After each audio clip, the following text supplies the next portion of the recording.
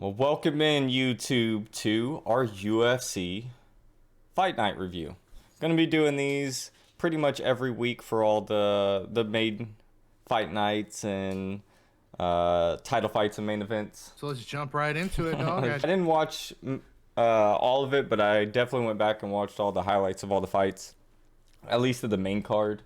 And I'll be real, without the main event, it was a little lackluster. I think you needed that main event to make the card, and I'm glad it didn't get canceled because it probably would have been I don't want to say a bad card, but not as entertaining. But the first fight we had Villanueva and what was it? Oh, I'm gonna butcher his name. It's like Negamaranu or something like that. I believe that's how you say it. Yeah, Nikolai. Like I was telling you earlier, but like I missed the first two, but I know you watched them. I checked out the highlights.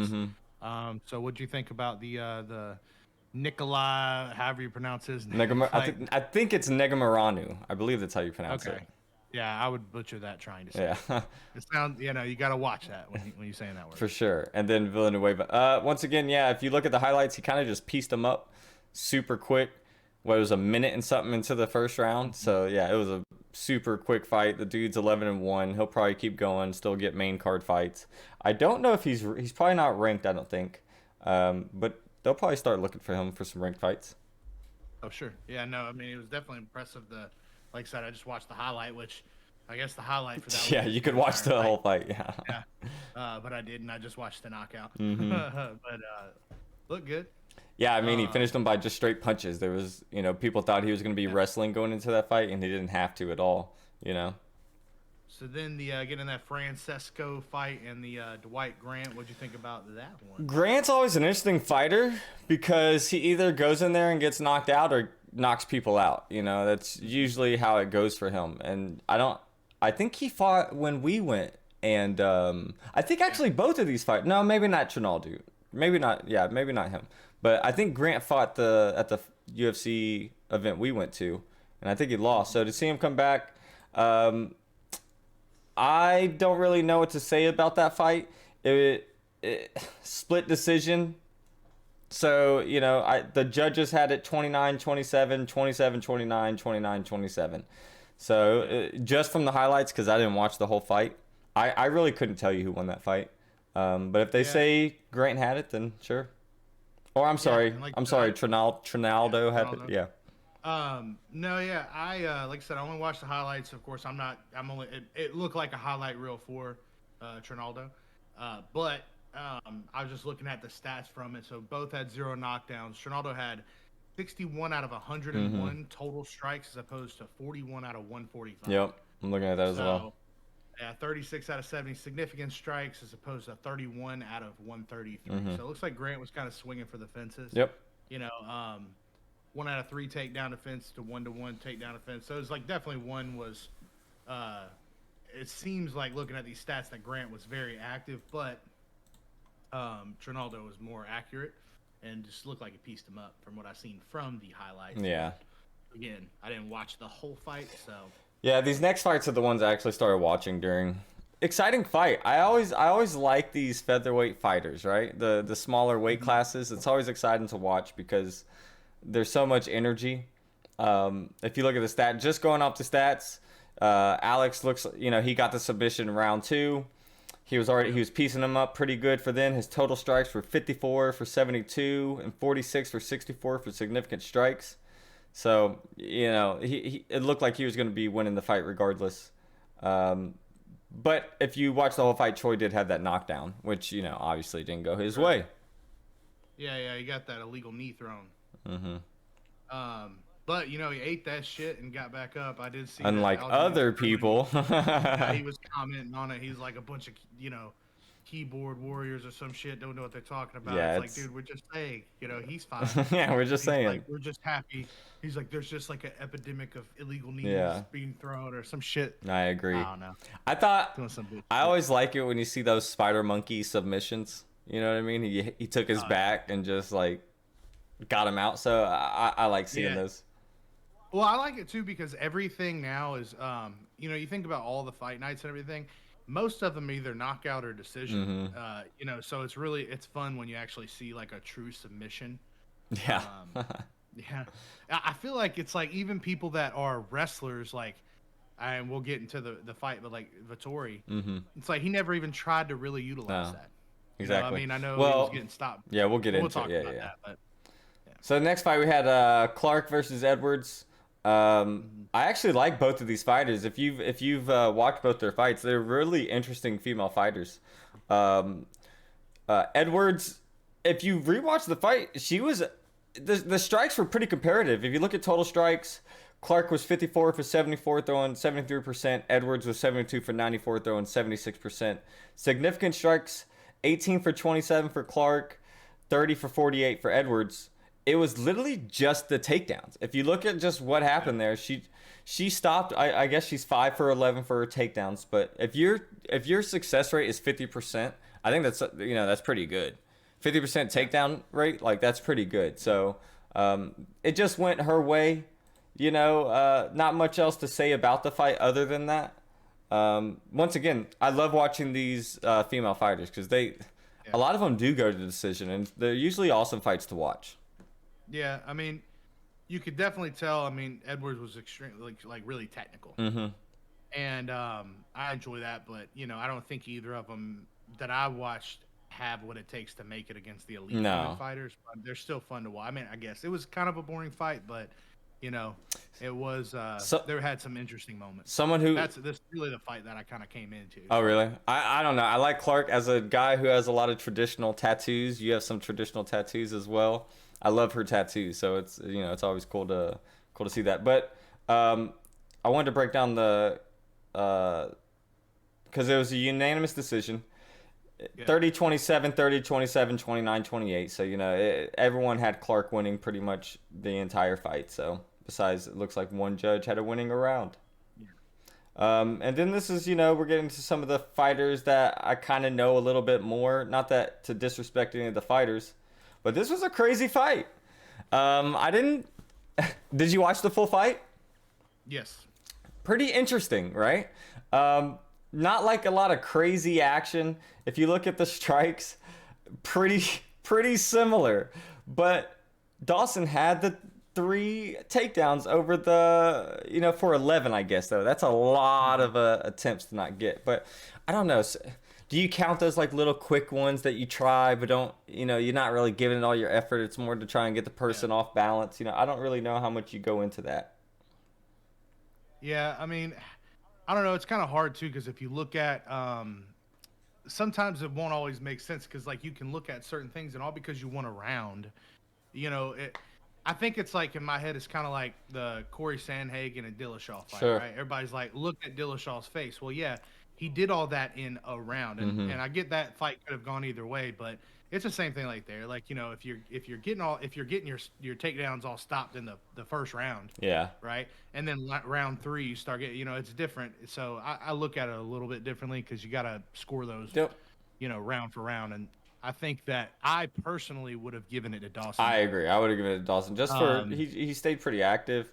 Um, 71 to 85 total strikes. Dawson 88 for 100 to 104 for Glenn.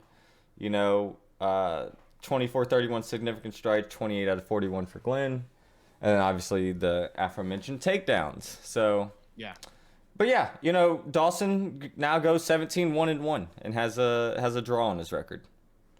yeah. And what's crazy is No, Glenn has 2 draws now. yeah, no, draws are just weird, anyways. But I didn't think it was a draw, but either way, Paulo Costa and Marvin Vettori, Yes. the main of So, how did you see that going down? um, Before you watch the fight, let's ask this. Let me get in this. So, fight supposed to be at middleweight, got moved to light heavyweight. Actually got moved to supposedly a catchweight at 195. Yeah. And then went to a light well, heavyweight. if you saw UFC's or Dana's thing press conference afterwards, he was like, I think I've done catchweights twice, during 20 years. He's like, I don't like catchweights. He's like, it's going to be this or this, it sucks, obviously. You could say whatever you want to say. Obviously he didn't come in prepared to drop 40 pounds. Dana came out and said that the night of the fight, Vettori weighed in at like 208. So he had some weight on him. And then, but Costa was, I think, still like 220 something, 226 or something like that, maybe 228. So upwards of 230. A big boy. You're almost fighting at heavyweight. You know, I thought because of the extra weight, and I thought Costa would do what he did. I thought he would just not be. I thought he'd be ready, just not make the weight. And he looked good. I will say he looked good. Yeah.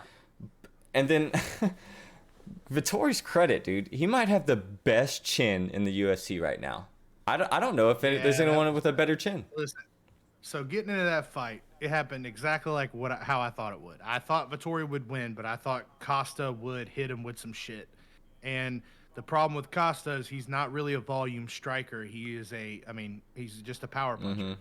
And the problem is he gave all his power, and Marvin stood the test of time. Yeah. So his kicks, I think I heard someone say it sounds like he's kicking a heavy bag. Like it shouldn't sound like that when you're kicking someone's fucking ribs. Yeah. For Vettori not to go down from the body shots is crazy. When he took that gut kick, oh.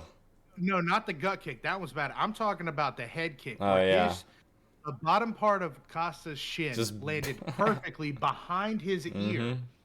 Dude got rocked, never went down. Nope. Stood the whole time. He didn't ever really even look dazed. He didn't even look like anything really affected him too much. I think he looked dazed, but I think he fought through it very well. The only times you're right. The only times I think he looked dazed, what did he immediately do? Clinch up. Which was crazy. He was winning the clinches, being so much smaller. Especially thinking he's gonna.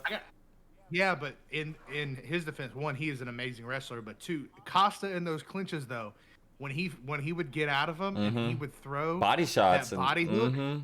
Oh my God, that shit looked like it hurt. Yeah. Man. I will say to Vettori though, I don't know if you follow Adesanya's YouTube. During Adesanya's breakdown of this fight, it went pretty much how he said it would go. He said Costa would try and throw some weird stuff, try and just throw bombs like he did. And he said that as long as Vettori took him into the fifth round, you would see his gas tank diminish and Costa would go down. I don't agree. Besides the fifth round, I do. Besides the fifth round, I think his gas tank was diminishing, and then you could see it for real. But he had he had fighter's instinct that I'm losing this fight. I need to win is what we talk about all the time. Yeah, but I don't think that's true. I think you've seen his gas tank go away, but he looked like I think back to like the Romero fight, right? He looked that way, but his power never really disappeared. I'll say that. Yeah, that's what I mean. He did look gassed the entire time, but his power was still there. Even when he looked gassed, he would throw one of those fucking body kicks, and goddamn the shit. I mean, it was thunderous, like the sound. Like that's how much power was behind it. He threw everything in that last round. I give it to him. He threw everything he had in that last round. And I give it more to Vettori because he took it. Yeah, because he was getting. He lost that round for a little bit. Yeah. No, I mean, I gave it 3-2. 48-46, 48-46, 48-46. Oh, and then he had the point reduction. Yeah, so which I don't really agree with that. I don't either. I'm not the biggest fan of that ref either. He's I don't know. He's had some questionable calls before, but I'm not every ref has questionable calls at times. So my problem with it is it's not like, for example, when John Jones fight, he always comes with his fingers extended. I could understand if they told him, "Hey, stop coming with your fingers extended," and he pokes him out. I don't think John Jones ever had a point removed because of it. They said he warned him. The judge says he warned him. Yeah, but it wasn't an official warning. It wasn't, and it wasn't an official warning, and two, his fingers weren't extended. He was throwing he was walking with it. He was throwing a kick, and of course he put his hand up like this, and then Vettori came in, and it was an accident. It wasn't like he was intentionally. Like you can tell when guys are like trying to do it intentionally. No, for sure. Like when they wipe the front of their face and shit. Yeah. But he wasn't doing any of that. Like Stipe. Kind of yeah. Yeah. Well, the best example is always John Jones. John Jones pokes everybody in the fucking eye. He's like fucking, that Waterboy scene with Captain Insano. Shows no mercy. That's John Jones in a fight, dude. If I ever had to fight John Jones, first thing I do is poke him in both his eyes. That's super funny. Like a great white. But yeah, no, I thought that was a kind of questionable call. I think obviously you got to stop the fight because of it, but I think the taking a point away was kind of stupid. Yeah, I mean, I definitely agree. You know, Before you get in that, I just got a quick question. Do you think Paulo Costa is going to come back at light heavyweight or? well, if you watch the press conference with Dana White. Yeah, I did, where he said he needs to. No, he didn't say he But needs to. I know. The question that he was asked was, do you ever? I know you don't get involved with people's things at what weight class to fight at, but with this, he says when this type of stuff happens, he's only fighting at light heavyweight. So I don't know. I don't think he fights at light heavy, or he doesn't fight at middleweight. You know, it's just think about the Romero. I'm just gonna say Romero. He's, you know, remember when the Adesanya fight was happening? There was the things that he might miss weight, and then they had that like little chipper back and forth during the press conference where Romero's like, "I've never missed weight." And Adesanya's like, "What are you talking about, bro? You missed weight like 3 or 4 times." Like, you know, Costa's the same way. He's gonna be like, "I've never missed weight." It's like, bro, like you constantly try and come in heavy, and you know, it's like whatever. I don't think he should fight at middleweight when he's that big. Like, No, I mean, I don't think he should either. I think the problem is he has the frame of someone because he's not a small guy. He's like 6 foot, I believe. But the problem, he's just so bulky. He's got so much muscle. yeah. I mean, honestly, I don't know. I think that if I were him, I would stop focusing on lifting weights. Imagine if he didn't just lift weights all the time to look like that, and he trained specifically, you know, to do a little more cardio. How deadly he'd be at 185. Yeah, I like that, agree. Lighter. So let's talk. Because bigger's not always better. I mean, you can look at the weight wise. You can look at the Izzy fight. Izzy fought him, and he probably weighed 200 pounds when Izzy fought him. Well, it's funny. And, it's like go back to the video with Izzy. You know, Izzy even talks about like when he fought both of these fighters. Like he's like Vettori's pretty weak. He's like I felt stronger than Vettori both times I fought him, and he's like Costa's kind of the same way. He's like muscular for no reason. You know, he's not as strong as he looks. You know what I mean? So yeah. What is crazy though, they are really good fighters, but what's nuts is how Izzy walked through both of them. I mean, you know, I know the Vettori fight was harder, but Costa give him his chin. You know, he destroyed him. Yeah, he did. Yeah, he destroyed Costa. Costa's never been in a fight like that. So obviously we have the Adesanya Whitaker fight, right? We're gonna get, you know, hopefully we get that fight. So that's gonna happen.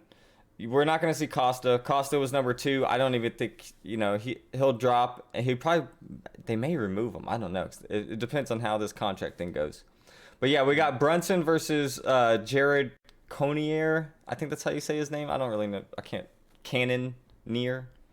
But Dana said that the winner of that will probably go on to fight the winner of the Whitaker Adesanya fight. So what do you think's next for Vettori? Is he fighting the winner of the Brunson fight? Is he waiting around for Whitaker? If he loses, you know? I think that would be a safe bet for now, because he's not going to be able to fight Adesanya again, especially anytime soon. The only way he would probably be able to fight Adesanya again is if Adesanya, if he stayed dominant like I don't think he wants to fight Adesanya.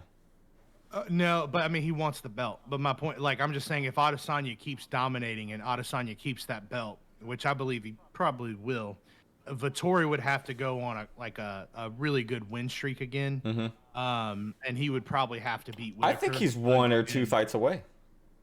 Yeah. I think probably a few more than that. I would say I don't think so. 4. He went all 5 rounds with the champion. You know what I mean? Yeah. He didn't get dominated in any round. Yes, he was outstroked. There was no 10-8 rounds, though. You know what I mean? It wasn't that he got it wasn't a Costa fight. You know what I mean? He went all 5 rounds with the champion, and he won his fights before then, and he's winning his fights afterwards. I don't think he needs to win 4 fights to get back to the top. He's already ranked number 5. You know, Costa's going to go down. The only fight that I can see him... You're not saying one part of all that. And that is that he lost, and it wasn't like he got completely dominated, but he lost twice already. So you're talking about a trilogy to somebody that's already beat you twice. But the Vettori fight, look at his wins from the first fight, though. In my opinion, he didn't deserve the second title fight yet. You know what I mean? But if he's going on and went the 5 rounds, showed that he can stand up with them. I mean, he couldn't really stand up with him though. I mean, he just didn't get knocked out. Sure, but he's standing up with everybody right now. Because Costa I mean, was his even with only saving grace with Izzy was trying to take him down. That was it. for sure, but you can't. That's obviously a credit though. You can't knock someone for not getting knocked out. You know what I mean? It's a credit to be able to stand up. I'm not saying like that. I'm saying like when you look at their strike, it's nowhere close. It's just that he has such a tough chin that he just didn't go down. Sure. I mean, it's even like Costa said, where he was like talking about he's like that little Lego head of his, you know, eats every punch. No, it's what it is. But that give credit to him because when he's able to get into the later rounds and he's able to take all those punches, he may be able to land something. You know, he hasn't yet. Yeah. But no, I get that. I just again, it's a I don't even like Vettori. Twice in a row. Yeah. You know. Then hear me out. Hear me out. The 2 fights. Then this is what I would do for the UFC. Obviously, you maybe have the Whitaker fight after that, but you know, if he's fighting right now, then the Whitaker fight happens in a few months. Then you're waiting even longer. So I don't know if Vettori waits for that. If I'm Vettori, you don't obviously want to fight down, but I would go Sean Strickland. You'd wait for Sean Strickland to get healthy, and then you fight Sean Strickland because that's another up and coming name. He said that, you know, who was he supposed to fight? Was he supposed to fight Brunson? No, he was supposed to fight Luke Rockhold. That's right. Which I actually wanted. Yeah, I did want to see that. But I think you give Vettori Sean Strickland, a good striker. See how well he does against that, and if he can handle the next step, and then from there. Yeah. Go ahead. From there, you take on the winner of either the Whitaker or the Brunson fight. Okay, yeah, but that's saying I don't think. I think Sean Strickland beats Vettori. Maybe. Just because Sean Strickland's got. I agree. Vettori, even on Costa, he even had the reach advantage. He reminds me of Yuri. That's one of the. Yeah. Honestly, the one fight I really want to see now is gonna be Izzy and Sean Strickland. I want to see that fight. No, I think because that's just gonna be a stand-up fucking war. No, I think Sean Strickland in that division right now has some of the most unique striking besides Adesanya. You know, Adesanya's striking is top notch. His question mark kicks that he's able to pull off and everything like that. He's a very unique striker, but Sean Strickland is pretty unique as well. Like I said, reminds me of Yuri in the light heavyweight division, where he's just so unique with how he throws his body and everything like that. So let's see what happens from there, but that's how I would go about it. No, I get what you're saying. I just don't think Vettori's gonna go through some of these people. I don't think he beats Brunson. I mean, Brunson's on just a tear right now. Smarter. Brunson's just on a tear. He's also getting smarter though, because Brunson was losing because he was trying to be a striker, and he's even said that. And now that he's just kind of dove into like, all right, I'm a wrestler, and that's what I'm gonna do. That's why he's been better. Which he didn't get a takedown during all that, did he? Who? Vettori?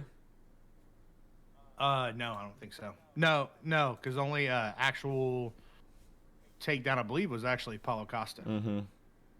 But that's a lot of people get into that. It's kind of like, okay, prime example is Tyron Woodley.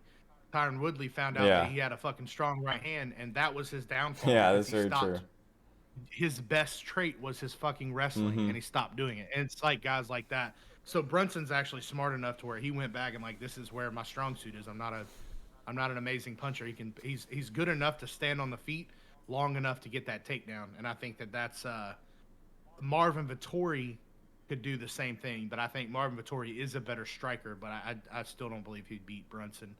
And like I said, I think Sean Strickland would give Vettori a run for his money. No, I agree. That's why I'd like to see that fight, because if either fighter, right, there's benefits to either fighter. Sean Strickland beats a top 5 fighter, gets to move up one step closer to the belt. Vettori beats a striker like Sean Strickland, gives him the confidence, gives him everything, shows that, okay, maybe he is improving to level up to the next level to possibly fight for the title again. I think it's a win-win either way for those fighters if you put them together. Personally, that's who I would like to see them fight next.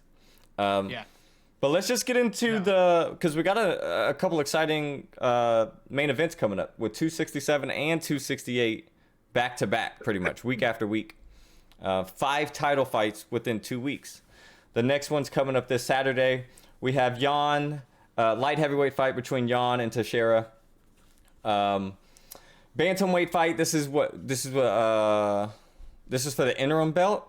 Is that right? Yeah. So this is for the interim bantamweight belt. You got Peter Yan and Corey Sandhagen, and then some huge fights with Islam and Dan Hooker, Alexander Volkov and Marcin Tyburo, and Jing Liang. I'm gonna butcher all these names. There's so many like explosive, like almost undefeated or undefeated fighters happening right now. It's insane.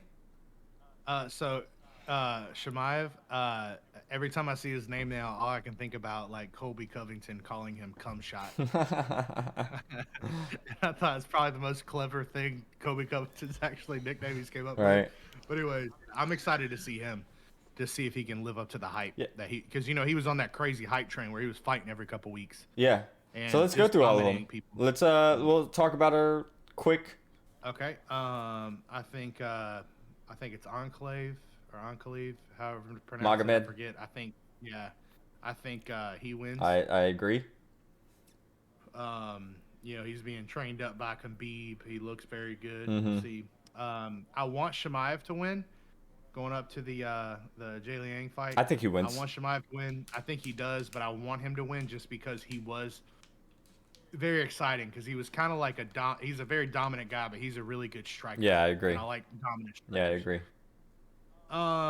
Alexander Volkov and I'm gonna say Volkov. Yeah, I'm gonna take Volkov in that.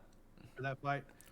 Islam and Dan Hooker. Okay, so it's gonna be exciting. Think Islam's gonna win, but I want Dan Hooker to win, so I'm gonna root for Dan Hooker. Yeah. I want so bad because Dan Hooker's just such a likable guy. I just like how he's already fighting again.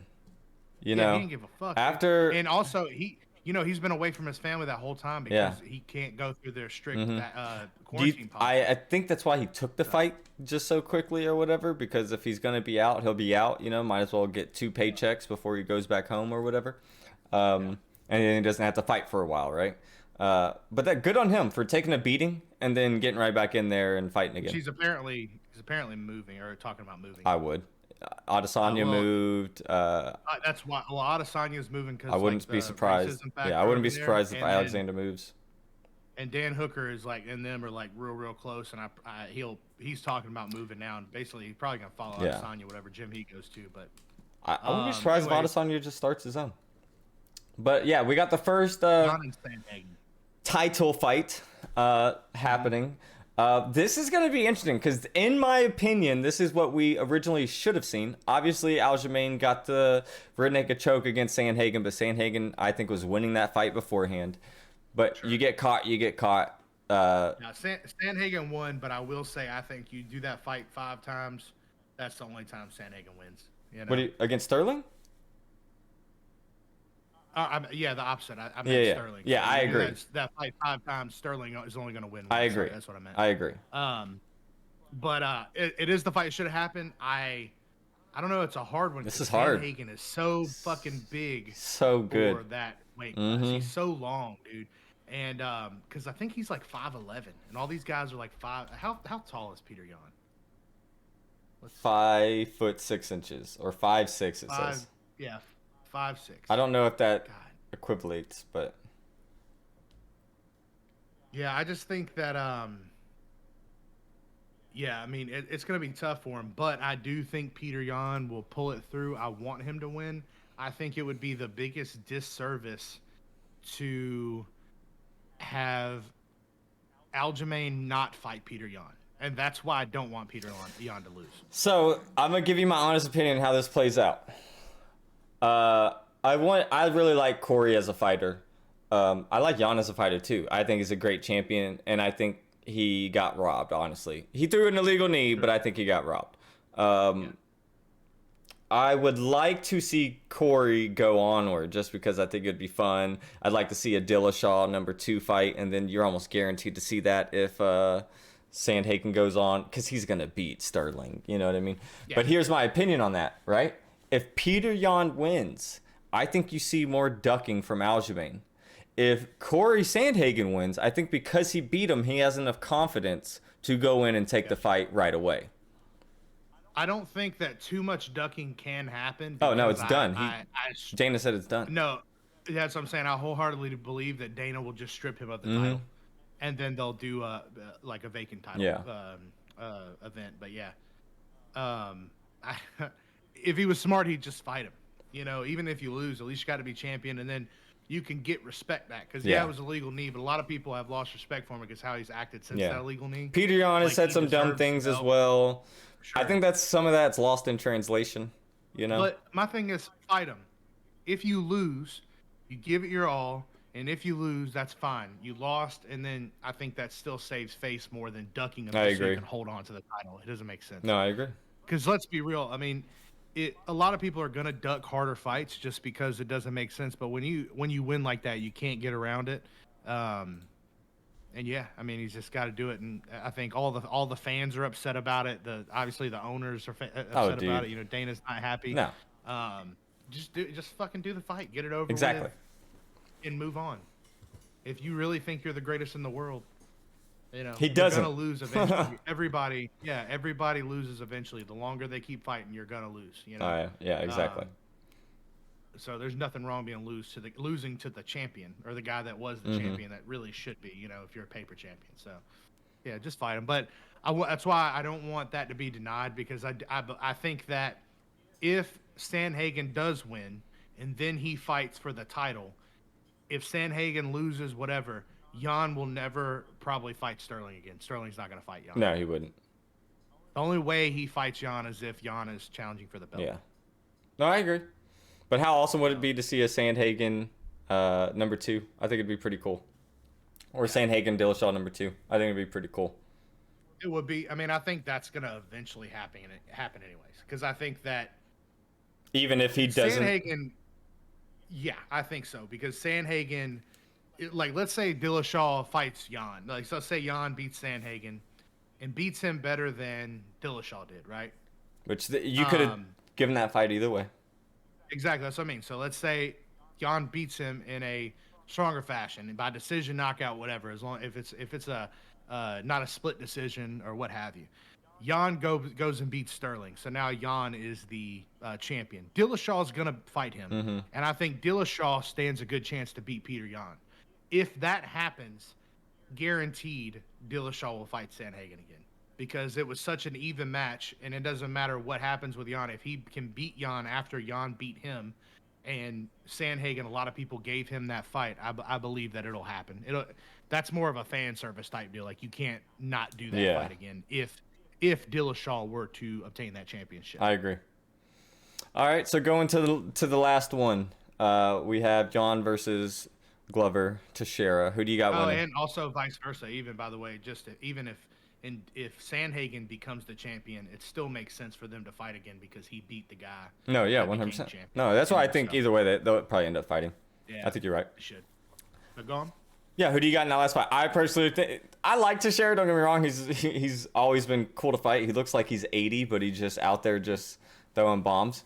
But man, I haven't seen a weakness in Yan, so it'll be pretty interesting. Yeah, I mean, I think that there's guys that can beat Yan. I don't think Glover will, though. I think that Yan wins that fight. I think Yuri is like the only one that has the possibility right now. Obviously, John Jones, if he ever fought light heavyweight, you know, but which is not going to happen. I think Yuri is definitely championship material, and I believe he will be champion if he keeps it going the way he's going. People you see that have already been champions in other not UFC, but MMA organizations, they usually have a better chance of coming over and becoming it. Chandler almost had it. You just see those people who have already been champion come over. Rousey. Yeah. They're weathered. But I think that would be pretty easy. I think it'll be an exciting fight, but I think Yan wins by knockout. Yeah. So I think they're gonna throw. I agree with that. I think the Yan or the Peter Yan, Corey Sandhagen, if we're gonna give how that fight goes, I see that fight going the distance. I honestly can. I think there can be a lot of damage, but just look at the damage done between Dillashaw and, because Dillashaw don't throw no feather punches, you know what I mean? And I think Jan's pretty similar in fighting style. Uh, Yeah. you know, I know. I think it'll go to decision. I don't. Because I don't see Jan knocking Sandhagen out. mm-mm. And if anybody gets knocked out, I think it'll be Peter Yan. But I believe if Sandhagen, I think if Sandhagen knock him out, get him on the ground, he's dangerous on the ground. You know, he can get the submissions in. He almost got Dillashaw in him. So, Sure. you know. Yeah, I don't know. I still, I mean, I'm gonna give it to Jan, but I do think it's gonna go to decision. Nice. Well, I agree. You know, well, let's see. I can't wait for it. It's going to be an exciting next week. I think this week was okay. And then, yeah. So thank you, you two, for joining us. Tune in, I guess, next Monday. Tune in next Monday for more episodes and hear our opinions.